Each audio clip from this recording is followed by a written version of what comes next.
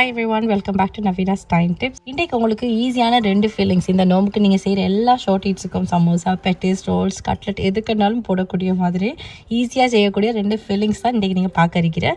So நீங்கள் இந்த video பார்க்க ரெடியாண்டா லெட்ஸ் பிகின்.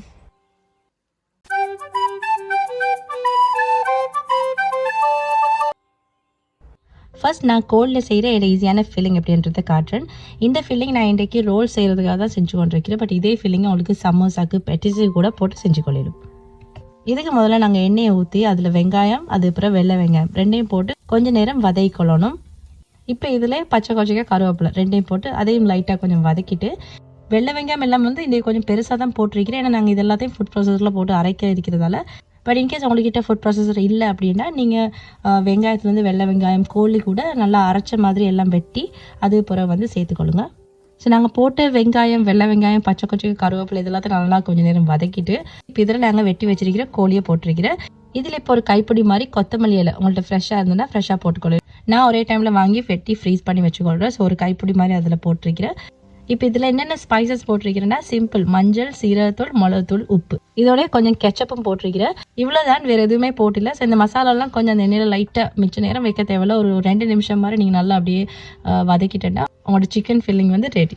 இப்போ இதை ஆற விட்டுட்டு அப்படியே ஃபுட் ப்ராசஸரில் போட்டு கொஞ்சம் அரைச்சி எடுக்க போகிறேன். இந்த சிக்கன் ஃபில்லிங் வந்து இப்போவே ரெடி. பட் இதுக்கு வந்து இன்னும் கொஞ்சம் எக்ஸ்ட்ரா டேஸ்ட் சேர்க்கறதுக்கு நான் என்ன செய்ய போகிறேன்னா கொஞ்சம் கிழங்கு பொரிச்சு போட்டு அதையும் இதோட அரைச்சிருக்கிறேன். நார்மலி வந்து இந்த மாதிரி ஃபில்லிங்ஸுக்கு அவிச்ச கிழங்கு தான் போட்டுரு. பட் பொரிச்சு சேர்த்து பாருங்கள், அது இது விட நல்லா இருக்கும். கொஞ்சம் அன்ஹெல்த்தின்னு சொல்லலை, பட் இருந்தாலும் டேஸ்ட் வந்து உண்மையிலே நல்லா இருக்கும். ஸோ பழமே செய்கிறத விட கொஞ்சம் வித்தியாசமாக ட்ரை பண்ண வேண்டாம், பொரிச்ச கிழங்கு போட்டு அரைச்சி பாருங்கள்.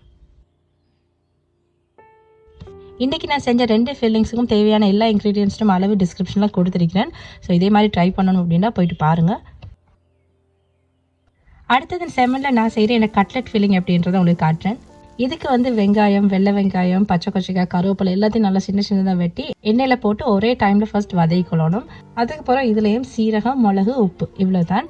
இது 3ஐயும் போட்டுட்டு லைட்டாக அப்படி கொஞ்சம் வதக்கிட்டு அதுக்கப்புறம் இதில் பெரிய டின் செமன் டின் இருக்குன்னா அந்த செமன் டின்னை வந்து நல்லா முள்ளெல்லாம் எடுத்து க்ளீன் பண்ணி அதையும் வந்து நல்லா ஸ்ட்ரெட் பண்ணி எடுத்து வச்சுக்கோண்டா. ஸோ அதில் ஃபுல்லாக வந்து ஒரு டின்னை செமன் வந்து போட்டுட்டு கிழங்கு வந்து உப்பு மஞ்சள் போட்டு நல்லா வேக வச்சு எடுத்துருந்தேன். அதையும் வந்து நல்லா கடைஞ்சி அதையும் இதில் போட்டுட்டு அதுக்கப்புறம் இது எல்லாத்தையும் ஒரு மேஷர் வச்சு நீங்கள் அப்படியே நல்லா மேஷ் பண்ணி விட தான் இருக்கிறேன். ஸோ இவ்வளோ தான் சிம்பிளாக நான் வந்து கட்லெட்டுக்கு செய்கிற ஃபில்லிங். இதே ஃபில்லிங் உங்களுக்கு பெட்டிஸுக்கு கூட போட்டு செஞ்சு கொள்ளும், சூப்பராக இருக்கும்.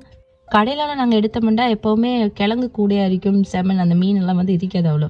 பட் நாங்கள் வீட்டில் வந்து செய்யக்குள்ள எப்போவுமே இந்த மாதிரி மெஷர்மெண்ட்டில் போட்டுப்படியால் தான் கட்லெட் எல்லாம் வந்து எப்போவும் வீட்டில் நல்ல டேஸ்ட்டாக வர. ஸோ எப்போவுமே ஒரு டின் நீங்கள் செமனுக்கு வந்து செய்கிற அப்படின்னா 1 கிலோவுக்கு மேலே கிழங்கு வந்து சேர்க்க வேணாம். அது சேர்க்க உங்களுக்கு வந்து கட்லெட்டில் அந்த கிழங்குற டேஸ்ட் தான் கூட வரும், மீண்ட டேஸ்ட்டே இருக்காது. ஸோ அவ்வளோதான். இப்போ கட்லெட்டை வந்து போல்ஸ் பொடிச்சிட்டு முட்டை இல்லாட்டி மாலை பரட்டிட்டு பிரெட் க்ரம்ஸ்லாம் அப்படி போட்டு எடுத்துட்டோம்னா எங்களுக்கு கட்லெட்டை பொரிச்சு ரெடி பண்ணி கொள்ளிடும். ரோல்ஸையும் அதே மாதிரி தான் உங்களுக்கு வந்து தோசையாக நீங்கள் சுட்டு ரோல் செய்கிறனாலும் ஓகே, அப்படி இல்லாட்டி இந்த மாதிரி பச்சை மாலை ரோல் பண்ணி செஞ்சாலும் சரி. அதே வந்து முட்டை அப்படி இல்லாட்டி மாலை கொஞ்சம் பரட்டிட்டு பிரெட் க்ரம்ஸில் போட்டு அப்படியே பொரிச்சு எடுத்துட்டோம்னா எனக்கு டெலிஷியஸான ஃபீலிங்ஸோட ஷார்ட் ஹிட்ஸ் வந்து செஞ்சு கொள்ளிடும். இன்றைக்கி நான் தந்திருக்கிற அளவு மாதிரிக்கு நீங்கள் ரோல்ஸ் ஒரு சாதாரணமாக சைஸில் செய்கிற அப்படின்னா ஒரு 35 ரோல்ஸ் வந்து செஞ்சு கொள்ளிடும். கட்லெட் வந்து 40க்கு மேலே செஞ்சு கொள்ளிடும். வீட்டில் வந்து ஒரே டைமில் நோம்பு திறக்கிறது நீங்கள் அந்த மாதிரி ஏதாச்சும் அரேஞ்ச் பண்ணுற அப்படின்னா இந்த அளவில் நீங்கள் செஞ்ச அப்படின்னா உங்களுக்கு ரோல்ஸ், கட்லெட் ரெண்டுமே ஈஸியாக வந்து வீட்டிலேயே ரெடி பண்ணிடலும்.